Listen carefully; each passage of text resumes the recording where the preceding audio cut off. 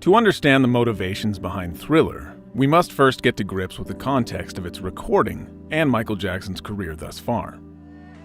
At 23 years old, he was already a veteran of showbiz, having been a star since the early 1970s. He, with his brothers, achieved an incredible run of crossover hits as the Jackson 5, which was followed by Michael's massive solo success with 1979's Off the Wall. The album, the first to be produced by Quincy Jones, achieved a music industry milestone with 4 top 10 hits, earning Jackson a Grammy for Best R&B Male Vocal Performance for its lead single, Don't Stop Till You Get Enough. Having sold over 8 million copies by 1982, Off the Wall was the best-selling album by a black artist up until that point. Beyond his early Motown child stardom, Jackson had now proven himself as a vibrant solo artist with his disco-defying breakout. However, despite these achievements, Jackson was surprisingly disappointed by the record's outcome, both critically and commercially. After Off the Wall, Michael Jackson experienced a transitional period, a time of increased independence. Soon hiring John Branca, Michael told the entertainment lawyer that he needed to be the biggest and the wealthiest star in show business. He expressed how upset he was about his perceived underperformance of Off the Wall, feeling it deserved the Grammy Award for Record of the Year. From Michael's standpoint, he and Quincy Jones produced one hell of an album, and all he got in return was a token from the Grammy voters, who still saw him as that cute little kid with the great moves on The Ed Sullivan Show. Michael vowed it can never happen again. In general, he felt undervalued by the music industry, demonstrated in 1980 when Rolling Stone declined to run a cover story on him.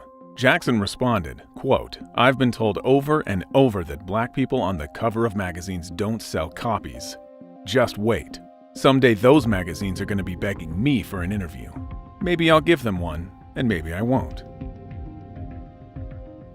Therefore, Michael Jackson approached recording his next LP with this competitive determination, motivated by the bitter embarrassment he felt he suffered and his refusal to be overlooked. With laser focus, Michael was intent to study, practice, and create something so incredible it would be impossible for anyone to ignore it. In general, Michael Jackson was frustrated by albums that had one good song and the rest were like B-sides. The singer saying, quote, "Ever since I was a little boy, I would study composition, and it was Tchaikovsky that influenced me the most. If you take an album like the Nutcracker Suite, every song is a killer, every one. So I said to myself, why can't there be a pop album where every song is a killer?" With his next record, Jackson wanted to continue to push his creative capabilities. The United States was in the midst of a deep recession with unemployment reaching a 4-decade high. Record sales had been declining since the late 1970s. Disco had faded without anything really to replace it. New Wave and MTV were only in its infancy, and the top 40 radio had all but died, as stale classic rock dominated the airwaves.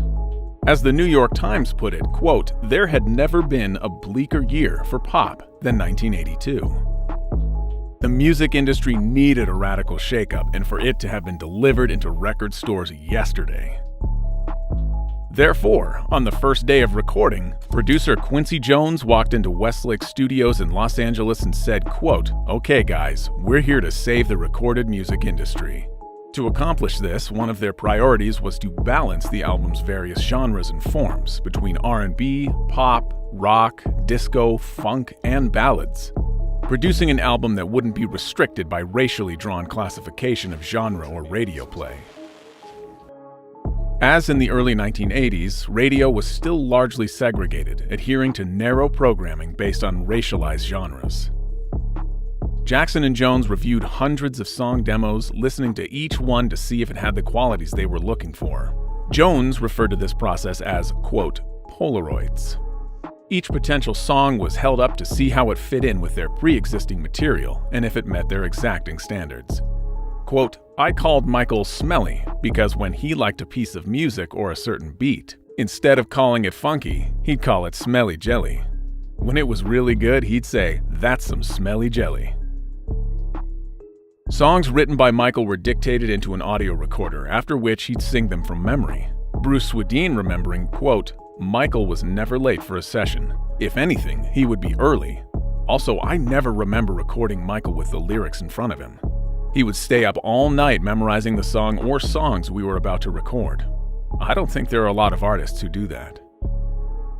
In addition to memorizing the lyrics, Michael also preferred to record vocals in the dark, so he could, without distraction, focus on his voice, the intentions of the words, and the emotions behind them. Swedien adding, quote, "The human being is primarily a visual animal. Hearing is our second sense. People can be distracted by too much light in the studio to the extent that it can take away from the music." I adore Michael. He's the greatest. And Michael is very, very polite, and he's a wonderful guy to work with. And he would say, "Bruce, that's perfect, but let's try one more." And this is like mix 80. And so I say, "No problem," so we did it. Of course, it wasn't all fun and games. According to Jackson, Quincy was a perfectionist. He always asked for another take. Quincy would often get frustrated with Jackson for spending so much time rehearsing his dance moves. Additionally, creative tensions started to reveal themselves between the two. Quote, "There was a point where we thought it was all over, that we were all finished," remembers keyboard player Greg Fillinganes. Quote, "There had been so much hard work and long hours, and Quincy's saying it's not there yet, and Michael, almost distraught, is saying, what are we going to do now?" Quincy felt that there were certain elements that were missing still, and we went back to the drawing board. He just has a great quality for excellence, for perfection, and anybody who's worked with him notices this. The way he'll make you do a thing until it's perfect. Over and over again? Yes. He's difficult to work with? No, I like to be grinded a lot. No, he's not difficult at all. He'll say, "It's beautiful, we have a take." Then he'll say, "Well, can you give us one more?" Jackson and Jones made many different mixes of each song due to their dissatisfaction with every result. After they finished the record, the production team was surprisingly somber. No one was happy with the way the tracks had turned out, so they decided to remix every single song once again, spending an entire week on each track. Quincy Jones saying that they, quote, "did the final mixes up until 9 o'clock in the morning of the deadline. We had 3 studios going at once." After a total of 4 months and coming in on a budget at $750,000, the crew submitted the final record on November 8, 1982, just 22 days before its release. The team had whittled down a collection of 30 demos to the chosen 9 that made up the final album, with Jackson writing 4 of them himself. But after leaving the studio, were the crew confident they had achieved the goal they initially set their sights on? Quincy Jones stated that there is never any way to predict a hit record. Quote, "You can't explain something like that. You can't aim at it," he said. "It's why I used to keep a sign in the studio saying, 'Always leave space for God to walk into the room.'" Everybody goes into a studio to make the biggest record in the world. Sure. And everybody's always surprised when it isn't the biggest record in the world. Surprised when it's not. And everything was just right. Again, if you just get out of your own way and let that force go to work, that's what happened. Bruce Swedien harbored similar sentiments.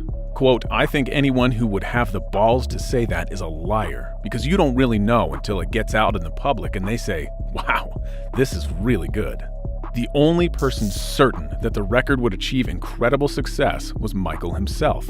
Jerry Hershey from Rolling Stone stating that, quote, "Michael had predicted it all when I first met him. The Media Geek Show, the staggering sales figures, the order of singles, everything in which was to come." In preparation for its release, renowned photographer Dick Zimmerman captured the album cover's final image, which featured Jackson in a slick white suit he plucked off the photographer's shoulders while shooting. The gatefold sleeve reveals a tiger cub at Jackson's leg, which, according to Zimmerman, Jackson kept away from his face, fearing it would scratch him. Album artwork, certainly in the 80s, played a key role in attracting record buyers. A visual representation of the music inside, before the prominence of music videos. For a record that covers such a diverse range of genres, its slick monochromatic styling may have signified a musical reset of sorts. A new era, detached from previous disco glitz, bubblegum, and Motown, ushering in the next chapter of Michael Jackson. The presence of the cub showcasing his playfulness, as well as signifying Michael's attraction to the exotic and his more daring side. Certainly not your typical Jackson's record, the title suggesting something unexpected. All thriller without the filler.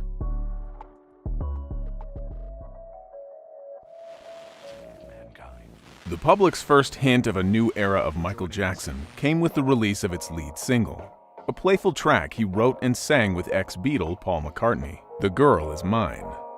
The singer's first credited collaboration came about after Jackson and Quincy Jones visited McCartney at his ranch in Tucson, Arizona, spending a couple of days rehearsing and indulging in the musician's shared obsession with cartoons.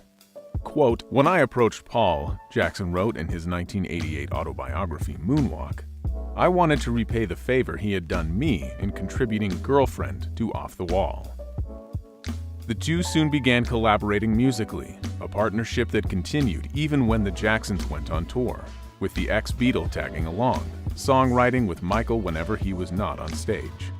During this time, the duo recorded Say, Say, Say and The Man for McCartney's upcoming fifth solo album, Pipes of Peace. However, it was now Michael's turn to write a song for them for his next LP. Producer Quincy Jones had initially told Jackson to write a song about two men fighting over a girl. Inspired, Jackson awoke during the night and sang the song into a tape recorder. He later said, quote, "I sang exactly what I heard in my head, starting with the melody and the keyboard and the strings and everything. So I just orally put it all on tape."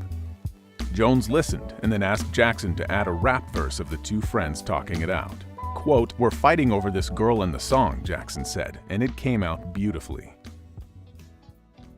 The Superstar duet was the first track recorded for Michael's new album at Westlake Studios, Los Angeles, from April 14th to the 16th, 1982.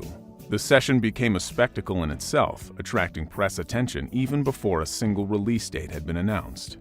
Toto guitarist Steve Lukather, who had gotten a call from Jackson himself to play on several songs, vividly recalls, quote, "The McCartney duet was really insane," he said. "You can imagine what kind of a zoo it was, with Michael and Quincy and McCartney and all the people and the staff and the security. We never even got into the control room. Beatles producer George Martin and Beatles engineer Jeff Emmerich were there, Dick Clark. It was so intense." Despite the chaos and the distractions while recording, engineer Bruce Swedien only had fond memories of the session. Quote, "Paul was such a gentleman. He came to the studio prepared. Linda McCartney was with him and we had a fabulous time." Michael Jackson even said that the recording of The Girl Is Mine was one of his most enjoyable moments in the studio. Reminiscing, quote, "Of all of my recordings as a solo artist, my favorite is probably The Girl Is Mine, because working with Paul McCartney was pretty exciting and we just literally had fun. It was like lots of kibitzing and playing and throwing stuff at each other and making jokes. We actually recorded the instrumental track and the vocals pretty much live at the same time." And Michael and I were both up for working together, and it was very professionally handled, so that all it really needed was for us to get out there and perform and have a good time. But with Michael, it's not really work. It's just, it's more like play, It's just like when you start up in the business or with a group and stuff, they say, well, we play together. It's the word you use with music, isn't it? He plays. But what does he do for a living? He plays. And in this instance, that's what it was, really. We were just playing around. After, Michael Jackson was positive they'd recorded a surefire hit, a signature tune for both of them that embodied McCartney's melody and his distinctive groove. Dick Clark commenting, quote, "Even during rehearsals of the tune, you knew it was going to be a hit. I could tell from the level of excitement in the place the creative partnership was bound to be magic. And you know what? That's exactly what Michael Jackson says entertainment is. Magic." McCartney, however, expressed some trepidation about the song's bubblegum feel. He was especially concerned about the cloying use of the word doggone. Quote, "You could say it's shallow," he admitted. "When I checked it out with Michael, he explained that he wasn't going for depth, he was going for rhythm, he was going for feel." Released on October 18, 1982, a month before the album, and while the team was still recording, Bruce Swedien recalls, quote, "Quincy would come in every morning and put on a couple of local radio stations, and they were all playing The Girl Is Mine. so that would make you very serious about your work very quickly. The single's cover photograph was taken by McCartney's wife, Linda, and while the sweet enough middle-of-the-road song was charming, one thing was certain. This wasn't the Don't Stop Till You Get Enough Part 2 many were expecting. But for Michael, the breezy radio-friendly tune was the obvious first single, especially after McCartney achieved a hit duet with Stevie Wonder, Ebony and Ivory, earlier that year. Later writing that, quote, "We really didn't have much choice.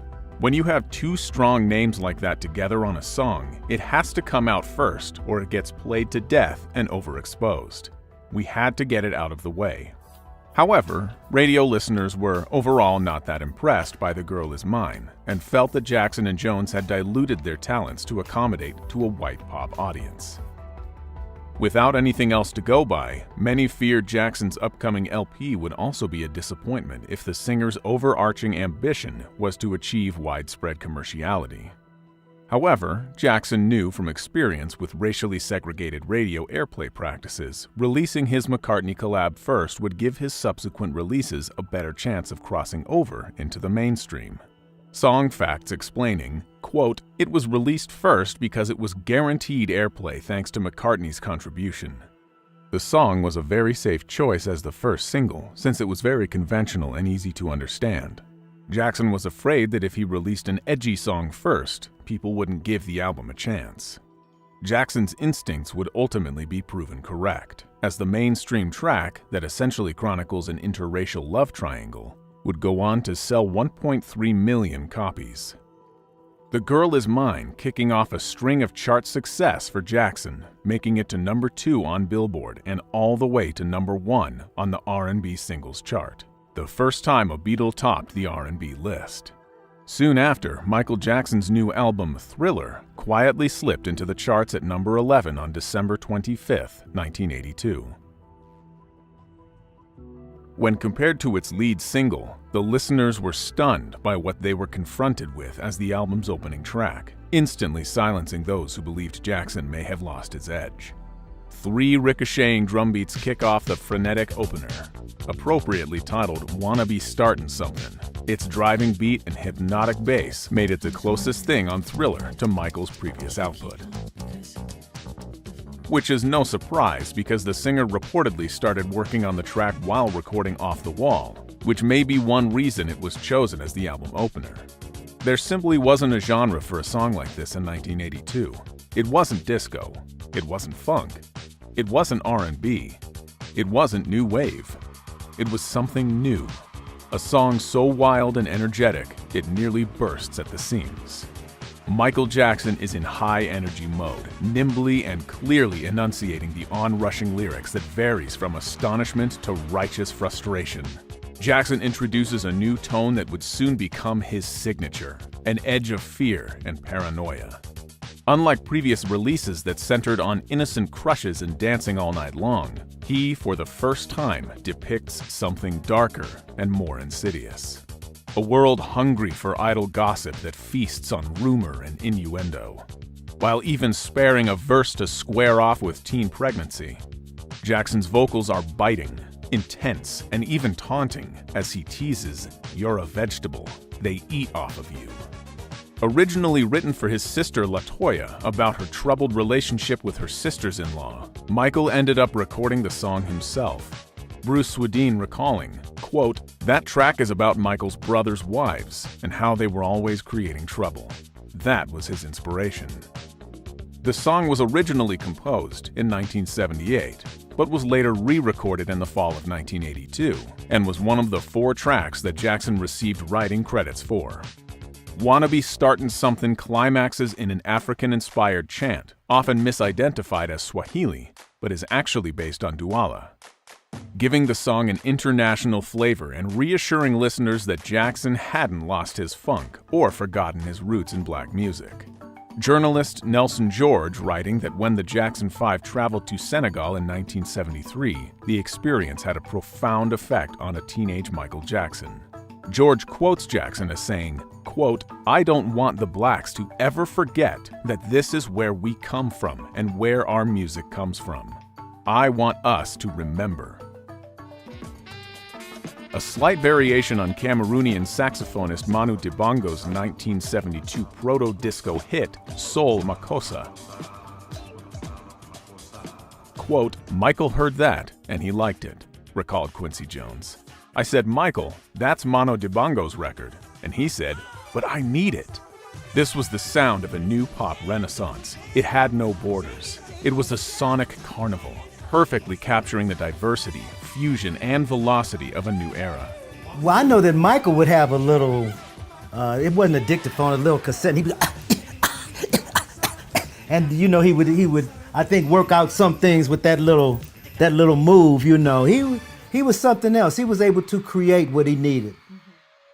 When released as a single, reviews for the track were positive. Christopher Connolly, writing for Rolling Stone, describing Wanna Be Startin' Something as being, quote, Thriller's most combative track.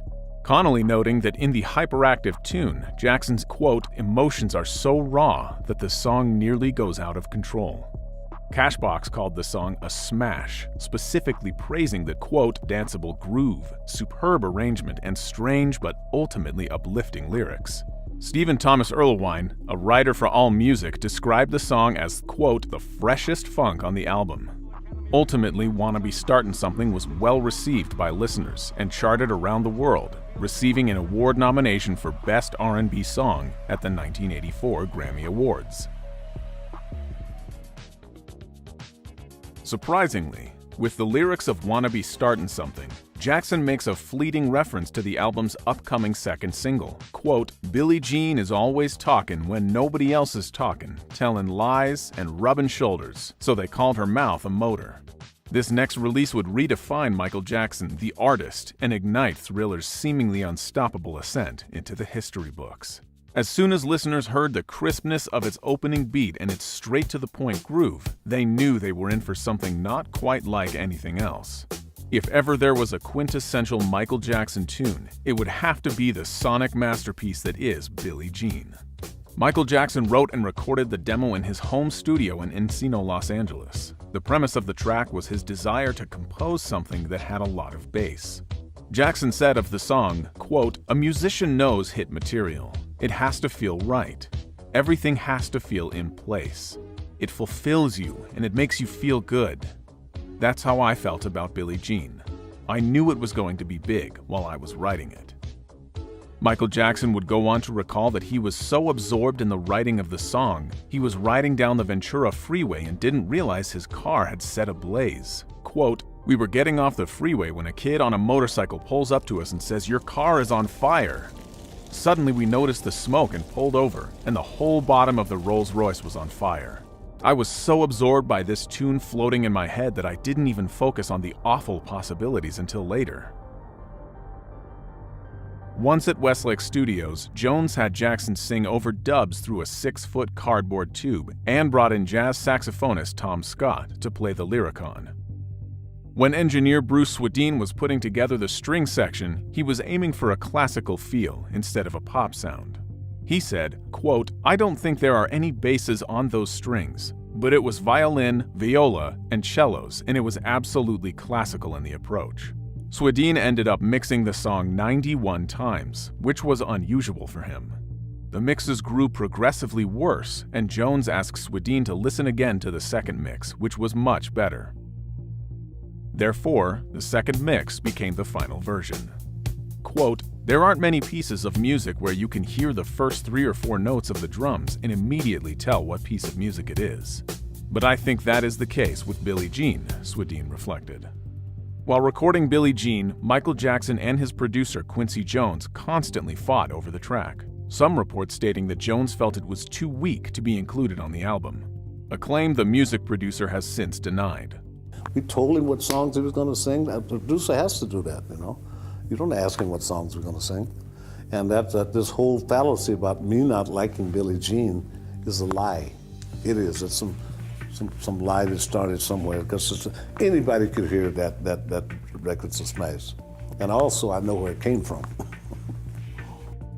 However, Jones did dislike the demo, nor did he care for the bass line, wanting to cut its 29-second introduction. But Jackson insisted that it be kept. According to Jones, quote, "The intro to Billie Jean was so long you could shave during it. I said we had to get to the melody sooner. But Michael said that was what made him want to dance. And when Michael Jackson says something makes him want to dance, you don't argue. So he won." Quincy Jones also wasn't keen on the track's title, wanting to change it to Not My Lover, as he believed that audiences might mistakenly think the song was referring to tennis star Billie Jean King. However, Jackson refused to change the title and asked Jones to give him co-producing credit for the track, as he felt that the finished product sounded very close to his demo. In addition, the singer requested extra royalties, but Jones granted him neither, and the two fell out over it for several days. According to Jones, Jackson stole Billie Jean's instantly recognizable beat from State of Independence, a track Jones produced for Donna Summer and that Jackson sung backing vocals on. According to songwriter John Anderson, quote, "They took the riff and made it funky for Billie Jean, so that's kind of cool, that cross-pollination in music." However, according to Daryl Hall of Hall & Oates, Jackson told him that the Billie Jean groove was in fact lifted from their 1981 track, "I Can't Go For That, No Can Do." Hall telling the former child star, quote, "Oh Michael, what do I care? You did it very differently." That being said, both accounts remain unconfirmed.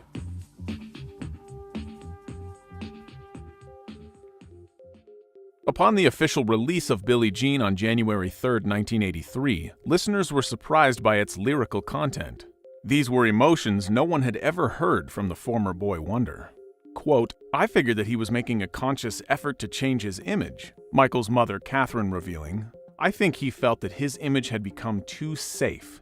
For the first time, Jackson lifts the lid on the realities of fame and that despite the public's preconceptions, it has its darker side. A cautionary tale to, quote, "Be careful of what you do, because the lie becomes the truth." Billie Jean delves into themes of suspicion, rumor, and the perils of stardom. Recounting the story of a woman named Billie Jean who seduces the narrator, then claims that they have fathered her child, and despite his emphatic denials, continues to insist on his responsibility, causing immeasurable turmoil in his life. Michael Jackson stating, quote, "This track was really personal." The singer's inspiration coming from the groupies he and his brothers encountered during their time performing as the Jackson 5. These groupies would linger around backstage doors, forming relationships with any band members that came to town. Encounters that continued, as demonstrated when Michael was at his home in Havenhurst and some girl had snuck over the wall. His producer Quincy Jones said that Jackson found the woman one day lounging by his pool with a bathing suit and sunglasses on. According to Jones, she accused Jackson of being the father of her child, which Jones thought was hilarious. However, the track's true inspiration was really rooted in a far more sinister experience that he didn't feel comfortable revealing to his closest collaborators, not even Quincy Jones. When Jerry Hershey of Rolling Stone noticed a snapshot tucked into a picture frame in Jackson's dining room, he acknowledged the image was of the real Billie Jean. Hershey described her as a, quote, "black teenager of average countenance, posing, most likely, for a high school yearbook." The genesis of Billie Jean had in fact stemmed from letters Jackson received in 1981 from a woman asserting that he was the father of one of her twins. Jackson regularly received such claims, despite never meeting these women, and therefore would usually just ignore them. However, she persisted, professing her love and desire to be with him, and questioning how he could ignore his own flesh and blood. These letters troubled Jackson to the point of causing him continuous nightmares. The situation escalated when Jackson received a parcel containing a photo of the fan, a gun, and a letter instructing him to kill himself at a specific time, with the fan planning to do the same after killing their baby so they could reunite in the next life. Subsequently, Jackson learned that the fan had been admitted to a psychiatric hospital. Quote, "I want to memorize her face," he said, "in case she ever does turn up someplace." In fear of inciting more obsessive fanatics, he never publicly revealed this origin story. Michael later writing, quote, "There never was a real Billie Jean. The girl in the song is a composite of people my brothers have been plagued with over the years. I could never understand how these girls could say they were carrying someone's child when it wasn't true. However, despite Jackson's attempts, the release of Billie Jean would usher in a new wave of psychotic extremists who believed the superstar was in fact singing about them. One even changing their name to Billie Jean Jackson and actioning a $150 million paternity case against the superstar. Thanks to the release of Billie Jean, by January 1983, Michael Jackson's Thriller album had reached #1 on the R&B chart, and a month later, it topped the Billboard 200. The single also topped the music charts on March 5, 1983, before even the release of its accompanying video. Billie Jean was directed by Steve Barron, who was chosen because Jackson and Quincy Jones liked the mystery murder treatment he did for the Human League's video Don't You Want Me, released the previous year. Barron's original idea was more complex and involved a group of dancers. With budget a factor, they simplified the concept and went with the idea of Jackson having a Midas touch, with the squares he stepped on lighting up. The brief was he really was looking for something magical. And I'd done an idea about a year earlier about the Midas touch and about everything lighting up in real magic. I wrote down a treatment which was about walking down the street and some sort of private detective. And what I'd planned for him in terms of walking along the street and the dances and things was that all the paving stones would be interactive. So he pressure interactive. So he'd step on one and the light would come on. Of course, you know, the budget that the art director couldn't deliver on the day. I had to take Michael through what worked and what didn't. And I said, unfortunately, we've only got 11 of these stones that light up. And I said, this is one, those two, and then you've got to skip that one. And he said, no, let's just do it. Steve Barron remembers being in awe of the artist. Quote, "We shot that first take, got to the end, and everyone, up in the gantries eating their sandwiches, reading the paper, painters working on another set, just burst into applause. We all just knew we'd seen another era of superstar." To save on set design, they used a technique where painted glass was placed in front of the camera to fill in the wide shots without building actual set pieces. The video also utilized innovative editing techniques, including rapid cuts and transitions, to create a dynamic and engaging visual. Barron and his team worked closely with Jackson to capture his dynamic stage presence and showcase his dance moves in a way that was both captivating and stylish. The video also debuted Michael Jackson's new look for this era. Gone was his signature afro and showbiz glitz, to be replaced by a slick Jerry curl and black leather suit with a playful pink shirt and a red bow tie. A photographer follows Jackson but can never capture him in celluloid, as when photographed, the superstar fails to materialize on the developed picture. Jackson dances as he walks along a sidewalk to Billie Jean's hotel room. Upon arrival at the hotel, he climbs the staircase to Billie Jean's room, lighting up each step and illuminating a burnt-out hotel sign as he passes it. The paparazzo then arrives at the scene and watches as Jackson vanishes under the cover of her bed, before the police arrive and arrest him for spying on Billie Jean. As the paparazzo is led away, he drops a tiger print cloth that Jackson had left behind after polishing his shoe with it earlier in the video. On both occasions, the cloth briefly transforms into a tiger cub, referring to the cover of Michael Jackson's Thriller album.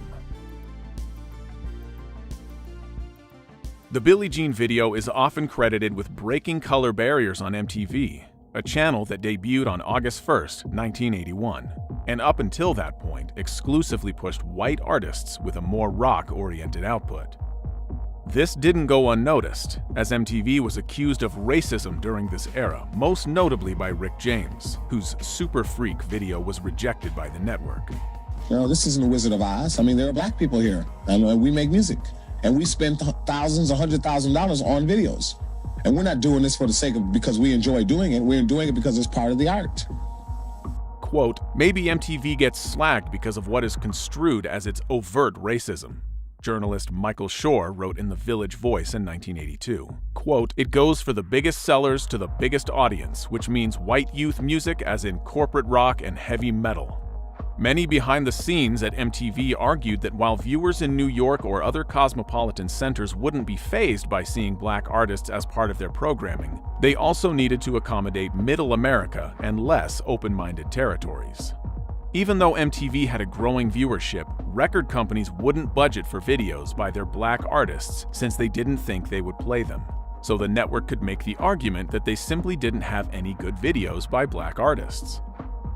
However, as an avid fan of filmmaking, Michael Jackson knew that argument wouldn't fly as soon as he presented them with the Billie Jean video, which was startlingly innovative and took the new art form to greater heights.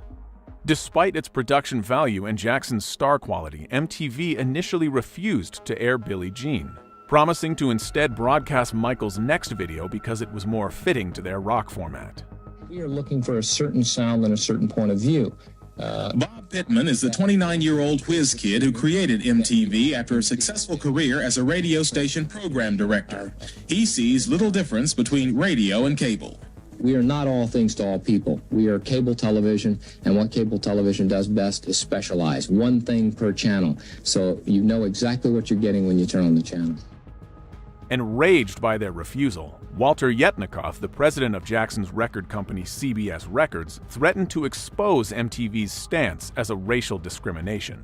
Quote, "I said to MTV, I'm pulling everything we have off the air, all our product. I'm not going to give you any more videos. And I'm going to go public and tell them about the fact you don't want to play music by a black guy." MTV quickly relented and premiered the Billie Jean music video on March 10, 1983. The single was already topping the charts, but in part because of the video's heavy rotation on MTV, Billie Jean soon broke records by remaining #1 for a total of 7 weeks. Although MTV fed the public Michael Jackson's most captivating of visuals, the video didn't contain the superstar's most iconic elements of Billie Jean. For example, his fedora, sequin glove, and the moonwalk. These visual cues would debut on May 16, 1983, when Jackson agreed to perform the track at the Motown 25, Yesterday, Today, Forever television special.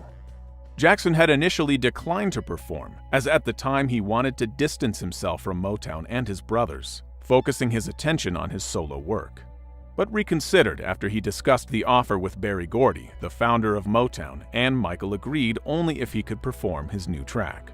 Following performances by Marvin Gaye, Smokey Robinson, and Mary Wells, the Jacksons sang a medley of their early Motown hits. After the group performed I'll Be There, his brothers left Michael alone on the stage. Jackson wore black pants, leather penny loafers, a black sequined jacket, sequined socks, and a single white rhinestone glove. He addressed the audience, and then Billie Jean started playing to an erupting applause.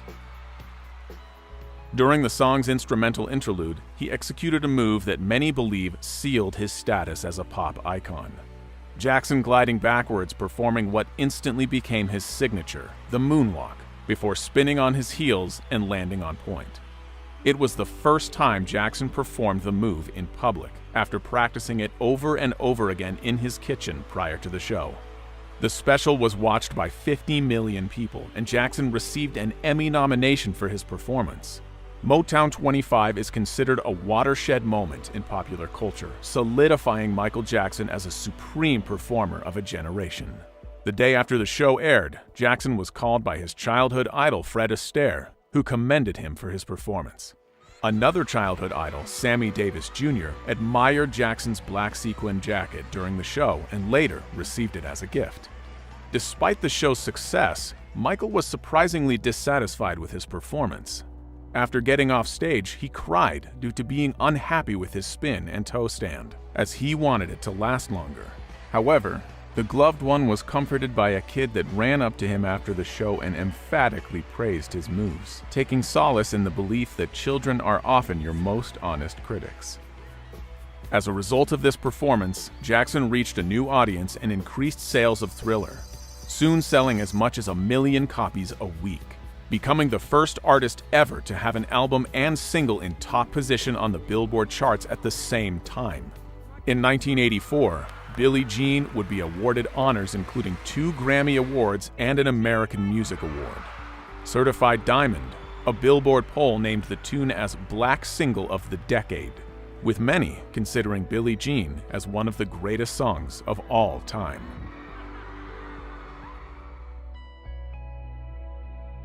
Despite the unmatched success of Billie Jean, Michael Jackson wasn't going to let his musical masterpiece have its moment before releasing his next smash from Thriller. Beat It was released on February 21, 1983, as the album's third single. From its opening electro chimes, this sounded unlike anything else you had heard from Jackson or any other black artist, in fact. After finishing the other tracks for the album, Quincy Jones still felt something was missing. Quincy saying that he felt the album needed, quote, a song like My Sharona, a black version of a strong rock and roll thing. With the ongoing backlash against disco making it necessary to make a stark switch from Off the Wall, Jones and Jackson were determined to make a rock song that would appeal to all tastes. Michael Jackson writing that, quote, I had been thinking I wanted to write the type of rock song that I would go out and buy, but also something totally different from the rock music I was hearing on Top 40 radio. The result was harder, grittier, rawer than anything Michael Jackson had embarked on before. Gone was the softness and sweetness that usually characterized his vocals, replaced by a more defiant and challenging delivery that is razor sharp. Jones saying, quote, we were very conscious of wanting a white rock and roll groove, and when Smelly wrote Beat It, we knew he'd come up with the nitroglycerin. Quincy spent weeks looking for a suitable guitarist for the song. Eventually, they found Steve Lukather of Toto to play the rhythm guitar parts. Lukather was working on the track when he heard that an Eddie Van Halen guitar solo was also going to feature. Quote, when they told me Eddie was playing on it, and they were trying to do a crossover record, I whipped out the Marshalls and did a wall of sound, he said. Quincy sent that back and said, quote, the guitars are too heavy. They'll never play this on R&B radio. He goes, I love it, except the guitars are too heavy. I got to get this on R&B radio, pop radio, and rock radio. They wanted me to do this part, and they're standing there, and I did it a couple times, and Quincy's like, it's not really in the pocket, lay in the pocket a little bit more. And Michael's gave me a couple little bit of directions and stuff like that. Let's try it again. And I started doing it. When Michael started dancing around a little bit, I knew I think Quincy's like, that's great. Let's double that part, and blah, blah, blah. And that's the record. Unfamiliar producing rock artists, when Van Halen came in to record his solo, Jones told him, quote, I'm not going to sit here and try to tell you what to play. The reason you're here is because of what you do play. Of course, Eddie Van Halen nailed it in 3 or 4 takes. Engineer Swedeen remembering, quote, that guitar solo is incredible. But I went in there when he was tuning and warming and I left immediately. It was so loud. I would never subject my hearing to that kind of volume level. Eddie Van Halen reminiscing that he did the solo for free as a favor, even though he technically didn't have permission. Quote, the band's policy was we don't do things outside of the band. And everybody was out of town, so I had no one to ask. I swear to God, I figured who's gonna know if I play on this Black Kids record? Myth and rumor surrounded Eddie Van Halen's contribution, one being that a mystery blaze broke out in the control room as he played. Quote, Eddie was playing and the monitor speakers literally caught on fire, recalled songwriter Rob Temperton. The speaker caught fire and we were all thinking, like, this must be really good, this solo. Also, on the final version right before Van Halen's guitar solo begins, a noise is heard that sounds like somebody knocking at a door. It was reported that the knock was a person walking into Van Halen's recording studio. Another story claimed that the sound was simply the musician knocking on his own guitar. However, Jackson performed the knocking sounds himself by striking a drum case. He is even credited on the album as drum case beater. Packed with killer hooks and a strong musical sensibility, Beat It pulls Michael Jackson into an urban world and relays the pressure of a young man needing to prove himself in a tough street environment. Michael takes total command with an impassioned vocal begging young men everywhere to stop the macho craziness inherent in gang life. Motivated by memories of rumbles between rival gangs from the front window of his childhood home in Gary, Indiana. Even after being lifted out of poverty, arriving in Hollywood to become a star at an early age, Jackson continued to grow up in an environment poisoned by toxic masculinity, the same poisonous substance that infects boys who join gangs. His ex-boxer, steelworker father terrorized and whipped him and his brothers regularly. The palpable sense of urgency in Michael's voice as he sings, quote, "Don't want to see no blood, don't be a macho man," can easily be identified as a plea to temper emotions before it goes too far. As though coming from someone who firsthand experienced the trauma of machismo gone wild. However, music critics interpreted Michael's depiction of gang violence as being more rooted in Hollywood spectacle, rather than his experience on mean streets of Gary. Songfacts asserting, quote, "His interpretation of two gangs coming together to rumble was based on the celluloid interpretations that he'd seen, specifically West Side Story, which used gangs as musical art." Unsurprisingly, the 1961 musical adaptation was a huge inspiration for Jackson when composing Beat It, its title lifted from the movie's opening line.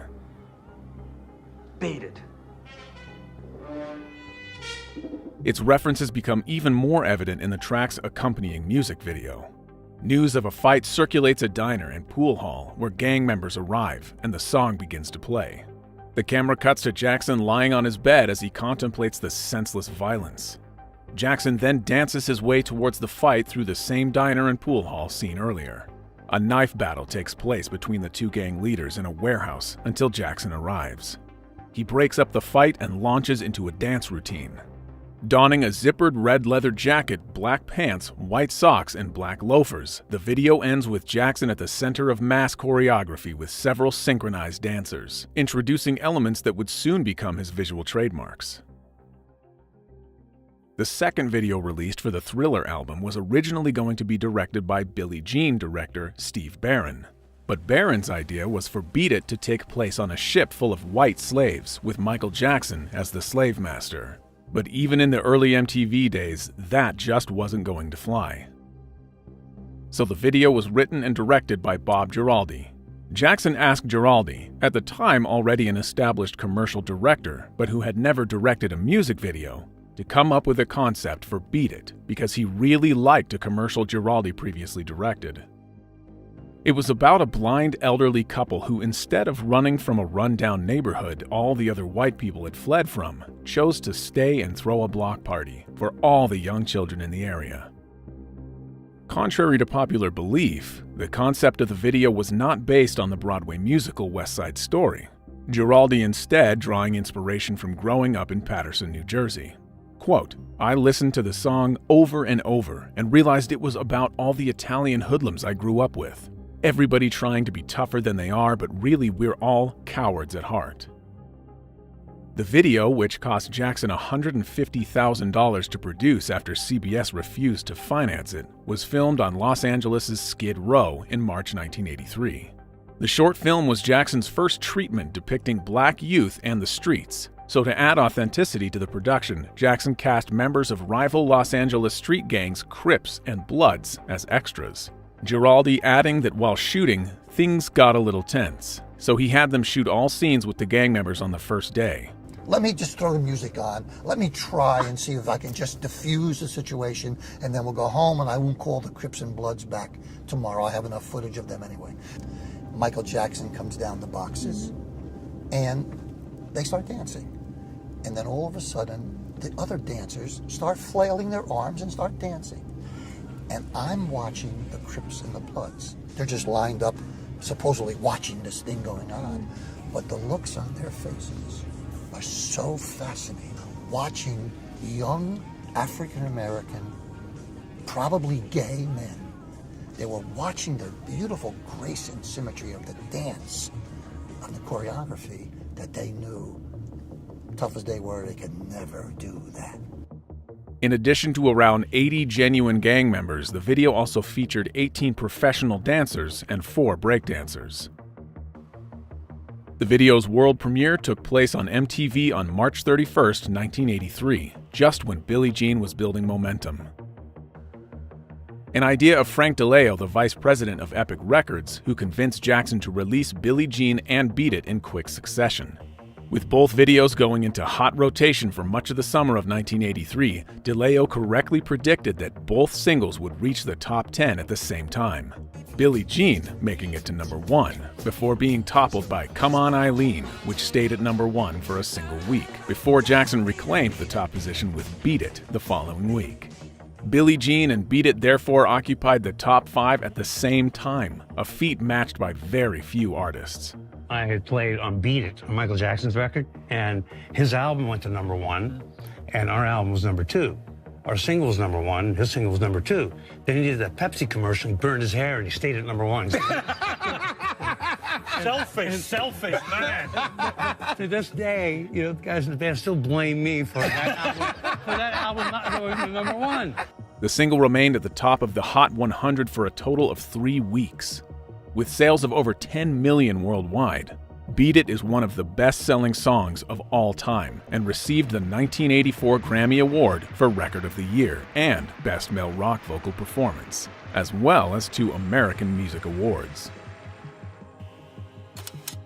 However, Beat It's impact extended far beyond just sales figures, as it decimated segregated radio formats and reshaped the future of pop music. Island Def Jam chairman L.A. Reid remembers being blown away. Quote, "Today we do things called mashups," he said. "Take Linkin Park and Jay-Z and put it together, and it's certainly unique, but it's not unusual." But at that time, Eddie Van Halen was at the top of his game and fit right in with Beat It. It didn't feel like a guitar solo over some R&B track. It was very organic. The idea of it was really unusual, but the results weren't strained at all. With Thriller's edgier tracks Wanna Be Startin' Somethin', Billie Jean, and Beat It flooding radio airwaves and populating music charts around the world, Michael Jackson's music revolution was in full effect. However, the singer wasn't content purely releasing catchy pop hits, but aspired to show range and prove his other talents. As Jones would put it, quote, "To penetrate, you have to go for the throat in 4, 5, 6 different areas." And after a few high-heat songs in a row, it was time to cool things down. Toto keyboardist Steve Porcaro, along with some of his other bandmates, were assisting with the production of Thriller when Quincy asked if he had anything that could be pitched for the album. Running low on cassettes, Porcaro used a tape on which he had already recorded a demo called Human Nature, putting songs intended for Quincy Jones on the reverse side and marking on the label as to the side that should be listened to. Jones's gut instinct was that Porcaro's intended tracks were not quite right for Jackson. However, he didn't stop the tape, and the cassette deck automatically started playing the other side. As Jones described it, quote, "All of a sudden, at the end, there was all this silence. There was why, da-da-da-dum, da-da-da, why. Just a dummy lyric and a very skeletal thing. I get goosebumps talking about it. I said this is where we want to go, because it's got such a wonderful flavor." Lyrically, Steve Porcaro's inspiration for Human Nature came to him after a conversation with his daughter after a boy hit her at school. Porcaro comforting her by saying, quote, "He probably likes you, and it's human nature." We had one more mix to do, which was the song Africa. And I stopped by to see Heather on my way to the studio, and she'd had a rough day at school. And yeah, the title entered in my head, Human Nature, trying to explain why this boy who probably liked her had hit her at school that day. And the guys were in the booth putting up the mix, and I went out into the studio where the piano was. And pretty much the main chord structure of the song kind of all came to me at once. He later created a demo for the track and presented it to Toto's other bandmates. However, they passed, stating it wasn't rock enough and felt the song would work better for someone else. Jones was excited about its potential, but was dissatisfied with the original lyrics. So he asked John Batiste, who had written hits for the likes of the Carpenters and the Pointer Sisters, to write some new ones. Porcaro, reflecting on Batiste's contribution, quote, "He just nailed it. He turned my record into a song with a beginning, middle, and end." As the song developed, Jackson's breathy, lighter-than-air performance resulted in one of Thriller's most memorable moments, an ethereal, melodic symphony that cushioned Jackson's vocals as they float and swirl before taking flight with those oh-so-perfect, and unscripted, extended exclamations of why. By the late 1970s, Jackson's abilities as a vocalist were well regarded. Rolling Stone critic Stephen Holden writing that, quote, "Jackson's feathery timbered tenor is extraordinarily beautiful. It slides smoothly into a startling falsetto that's used very daringly. Jackson's vocal delivery keeps the track feeling fresh, and the intoxicating melody feels as though it has been plucked from the future or another world entirely. Even though Jackson didn't write Human Nature, the unencumbered emotion in his voice gives no doubt that Jackson found resonance in its lyrics. An outsider from his window looking onto a thrilling city, the singer fantasizes about stepping out and connecting with the life that surrounds him, yet appears to be out of reach. Michael Jackson attempts to take himself off the pedestal of fame and pursue a woman he is interested in. The yearning for freedom and authentic personal connection being universal.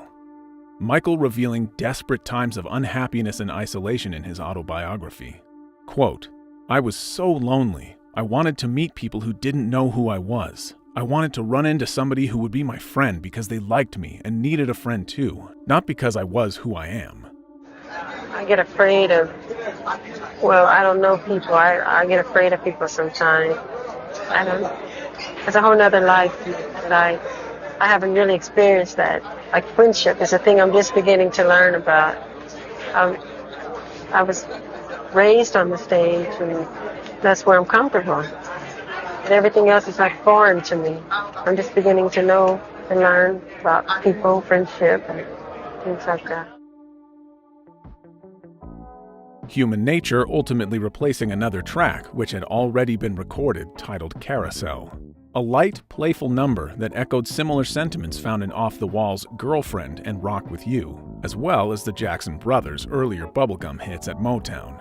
A flirtatious whimsy that fans grew to expect as part of a Michael Jackson record, and that was delivered on Thriller with PYT, Pretty Young Thing. Written by James Ingram and Quincy Jones with a spring in its step, PYT is the album's designated infectious party jam. While not overly complex musically nor vocally challenging, there is a sweetness embedded into the track. A moment of fun dance pop that isn't meant to change the world, but will undoubtedly shuffle your feet as you listen. Quincy Jones came up with the original title after his wife, Peggy Lipton, brought lingerie with the words "Pretty Young Thing" printed on them. From there, Jones asked several songwriters to write a track around the title. Jackson penned a mid-tempo version of PYT with keyboardist Greg Phillinganes. However, Jones wanted an upbeat track, and when James Ingram presented his demo, Jones said, quote, "That's it," and sent Ingram home to finish the lyrics. Jones then suggested they extend the bridge and add a chant section, resulting in Jones receiving his only co-writer credit on the album. Michael Jackson professed his love for the version Ingram and Jones came up with, stating that he liked the code in the lyrics and the fact that the words like tenderoni were fun rock and roll type words that couldn't be found in the dictionary.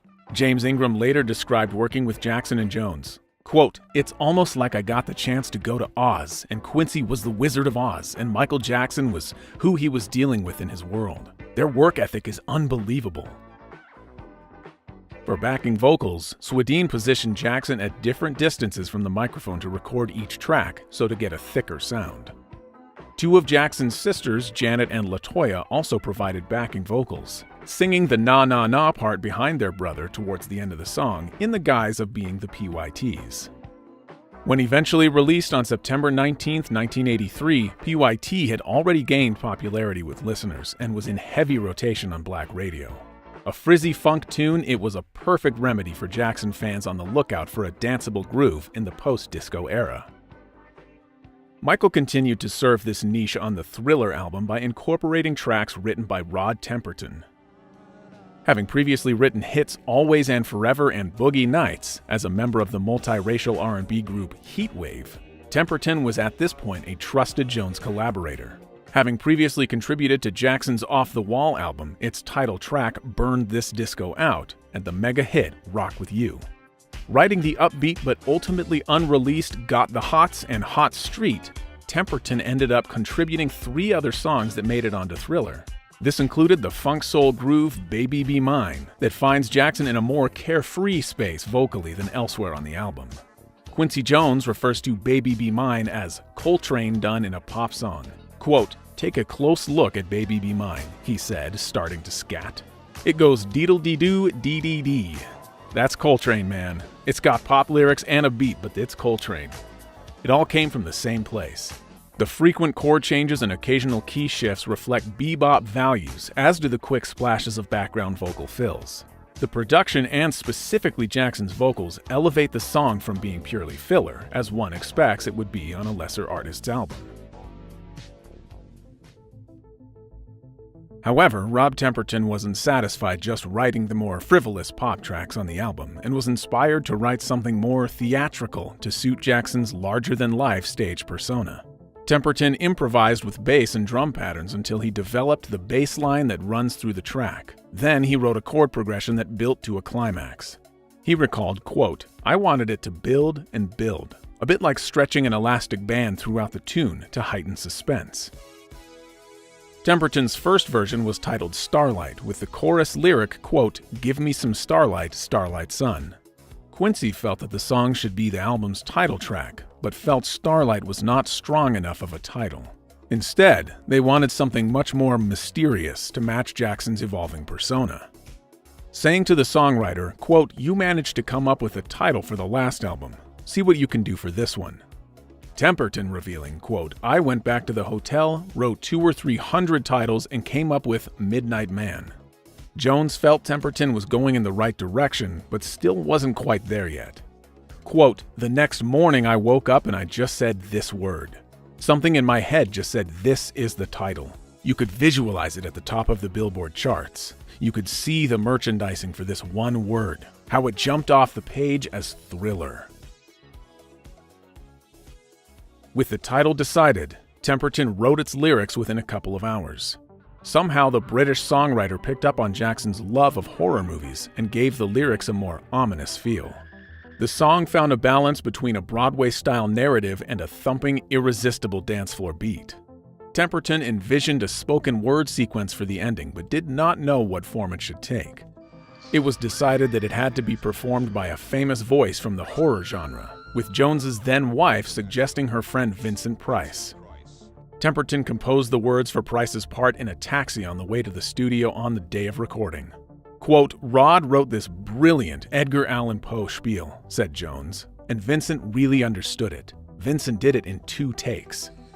Incorporating sound effects such as creaking doors, thunder, footsteps, wind, and howling dogs, or more like Michael giving his best imitations. As soon as you hear the opening of Thriller, it's difficult not to conjure up visuals for its short film.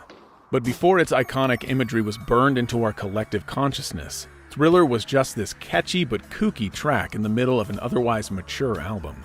For that reason, Thriller was not initially planned as a single, as Epic saw it being more of a novelty song. When asked, Walter Yetnikoff saying, quote, "Who wants a single about monsters?" However, after the album dropped from the top of Billboard 200 in the summer of 1983, having spent months at number 1, the singer urged Yetnikoff to help conceive a plan to return the album to the top of the charts. Obsessive about his sales figures, Jackson's manager Frank DeLeo suggested releasing Thriller as a single, backed by a new music video. Quote, "It's simple. All you've got to do is dance, sing, and make it scary." After seeing the 1981 horror film An American Werewolf in London, Jackson contacted its director John Landis. A bold move, as film directors had not worked on music videos before, but Landis was intrigued. I thought, I don't want to do a video. They're commercials to sell records. That's not my interest. And then I thought, well, wait a minute. It'd be fun to shoot a musical number correctly. I had hoped that to exploit his celebrity to bring back the theatrical short. And he was very enthusiastic about it. And I went home and I wrote a script that would be a 2-reeler. And I brought it back and he loved it. He said, though, the only difference was he said, "Can the zombies dance?" Sure. The director suggested they make a theatrical short on 35mm film with the production values of a feature film, rather than a standard music video. With a budget of $500,000, Thriller was going to be a much larger endeavor than any other music video before it. According to the director, when he called Walter Yetnikoff to propose the film, he swore so loudly Landis had to remove the phone from his ear. From the record label's perspective, they had little interest in making another video, believing that the album had already peaked. MTV, who benefited greatly from Jackson's earlier visual output, had a policy of not financing music videos, instead expecting record companies to pay for them in order to promote their artists. With Epic only contributing $100,000, Landis's producer George Folsey Jr. suggested a making of a documentary that, combined with the full-length video, would produce an hour-long film that could be sold to television to help finance its production. When the idea was proposed to networks, Showtime agreed to pay for half its budget, and MTV confirmed they would pay the rest, justifying their expenditure as financing a motion picture and not just a music video. Quote, "I wanted something that would glue you to the set, something you'd want to watch over and over," Michael wrote in his 1988 memoir. "I wanted to be a pioneer in this relatively new medium and make the best short music movies we could make." Thriller was even an event when it was being shot in October 1983.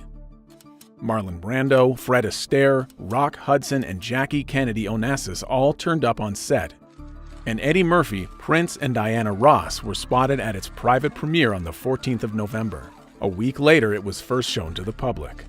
To be eligible for the Oscars, it needed a week-long theatrical release, so Landis arranged for it to open bizarrely at Disney's Fantasia, at a single cinema in LA, though it was never nominated by the Academy. Then at midnight on 2nd of December, after weeks of trailers and media hype, MTV debuted Thriller to the world. The video opens with a disclaimer stating that Jackson in no way endorses supernatural practices, a decision made to help stem criticism from Michael's Jehovah's Witness faith.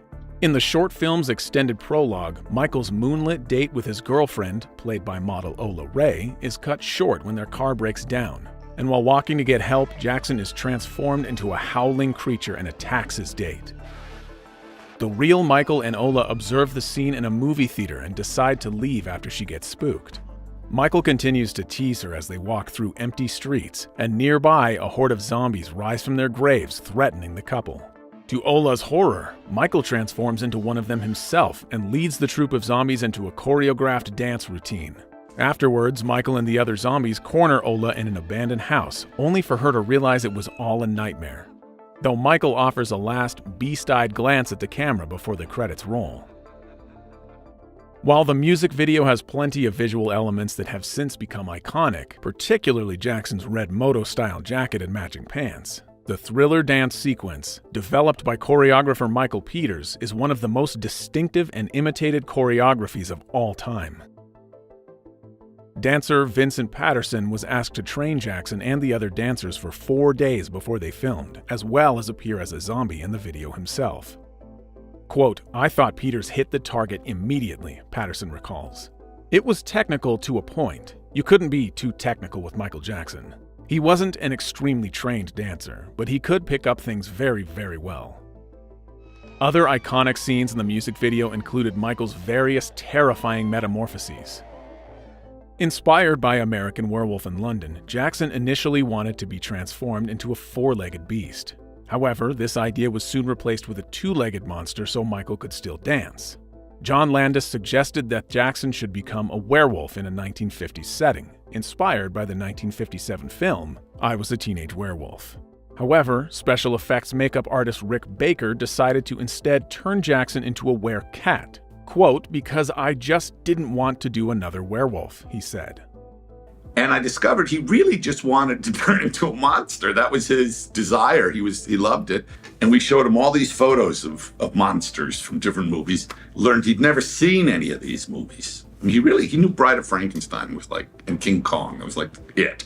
He had never seen anything. But he wanted to turn into the werewolf like David Naughton did, which David was 4-footed. It turned into a, and I said, "Mike, if you're gonna dance, it'll be hard with 4 feet." I said, "Let's do like I Was a Teenage Werewolf," the Michael Landon, which is why he's wearing a Letterman's jacket. It's a 50s thing.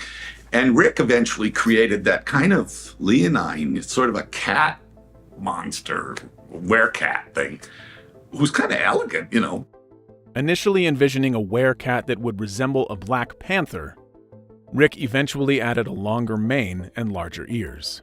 According to Landis, the production involved the largest makeup team in film history up to that point, with 40 artists making up Jackson, dancers, and other extras into terrifying depictions of the undead. During its development, John Landis insisted that Jackson's transformations couldn't be too unattractive. But Baker was amused at how into the idea of turning into a monster Michael was. Quote, "I thought he's like a rock star. I don't think he's going to want to wear this makeup." But it turned out that's what he wanted to do more than anything, Baker recalled. But you also did personal makeups for Michael, too, after that. I didn't. Never? No. He wanted me to make pieces for him, disguise pieces and stuff, so he could go out. But he wanted to put them on himself. And I really felt we couldn't do what he really wanted, and he couldn't put it on in a way. I remember there was a picture in the National Enquirer of Michael with an afro wig on and his face painted gray. And it said it was a $10,000 makeup by makeup artist Rick Baker. Great, nice commercial. Yeah, and that's exactly why I didn't want to do it,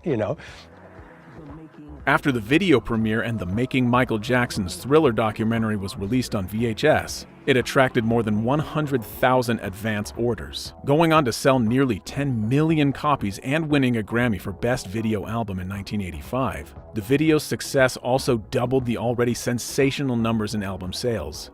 Thriller would go on to receive 3 MTV Video Music Awards for Best Overall Performance in a Video, Best Choreography in a Video, and Viewer's Choice, as well as a People's Choice Award for Favorite Video of the Year. The song had been certified diamond, selling over 10 million units, and Thriller continues to chart every Halloween season, reaching #1 on 3 different Billboard charts the week of November 8, 2023, some 40 years after its initial release.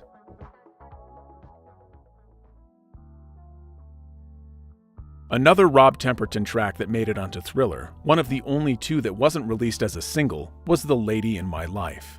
Chosen to close the record out, the classic Sinatra-style ballad provides a finale full of grace and dripping with old-school soul. Michael wasn't a stranger to a ballad, but this wasn't some love song about a rat. Quincy Jones wanted to challenge Michael to perform something with much more soul and depth to it. The Lady in My Life isn't recounting an innocent crush or the bubbling excitement of a new romance. It's much more mature and committed with its intention. Quote, "We were used to doing a lot of takes in order to get the vocal as nearly perfect as possible, but Quincy wasn't satisfied with my work on that song," Michael Jackson remembered. "Finally, he took me aside late one session and told me he wanted me to beg. That's what he said. He wanted me to go back to the studio and literally beg for it. Therefore, Michael went into the studio and had them turn off the lights and close the curtains so not to feel self-conscious. Quincy started the tape and Jackson begged profusely, and the result is what you can hear on the record today. Described as the closest Jackson has come to crooning a sexy, soulful ballad after his Motown years, The Lady in My Life is another slice of perfect production. Seductive and smooth, the song slowly builds with Jackson's sublimely pure vocals and enticing melodies. Originally recorded with extra verses, timing constraints on vinyl forced the song to be trimmed back. Sacrificed was more than 2 minutes of Jackson's ad-libs in an extended outro that showcases his brilliance as a natural vocalist. Never to be performed live, nor did it receive a video, the track remains a mysterious glimmer of Jackson's undefinable magic. Through the pulsating beats and electrifying melodies of Thriller, Michael Jackson truly transcended the boundaries of music to create a timeless masterpiece that still resonates with audiences across the globe. Its success gave Jackson an unprecedented level of cultural power never previously achieved by a black artist, leading him to being honored by the president at the White House as the most significant entertainer of a generation. Thriller was the first album to spend 37 non-consecutive weeks at #1 on the Billboard 200, conquering the Grammys in 1984, winning a record-breaking 8 awards including Album of the Year, a space and time when Jackson's unparalleled talent and creative vision single-handedly ignited a revolution in music, forever altering the landscape of popular culture. Greatness that cannot be replicated ever again in quite the same way, but can still inspire those brave enough to meet the standard Michael Jackson set all those years ago, whether yesterday, today, or forevermore.